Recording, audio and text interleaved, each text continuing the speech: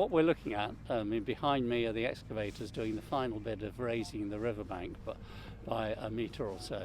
I call it a river. It's a flood relief channel, King Sedgemoor Drain, and what that does is means that 25% more water can flow down this bit of the system, which is the bottom end of the catchment in the Somerset levels. So the water comes in 35 miles upstream around Chepton Mallet, around Chard, above Yeovil, and it all comes together down here when there's a big rainstorm. The Parrett is too full, so the flood relief channel, the River Soe, takes it, and that sends it down to the King Sedgemoor Drain, and that sends it out to the Bristol Channel just below Bridgewater. And the effect of it is to protect all those properties, particularly in Moorland, Northmoor Green, that were flooded in 2014.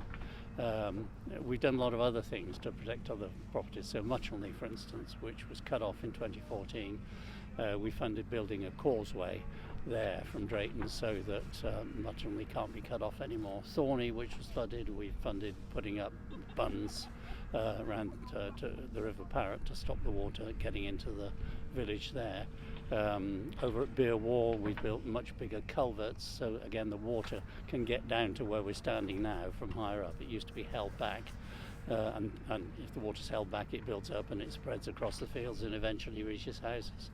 And I was on the ground during the floods. It seems so long ago now, but for a lot of people it really wasn't long. They're still getting that concern every winter. We're getting reports, are we protected enough? Do you feel enough has been achieved in the last day? We've achieved a huge amount in 10 years, and we're going to go on doing it, but we can never do enough. There's never enough money to do enough and make it absolutely certain that there'll never be flooding. In fact, you can be sure sometime there will be flooding, but that big flood is only 11 years ago.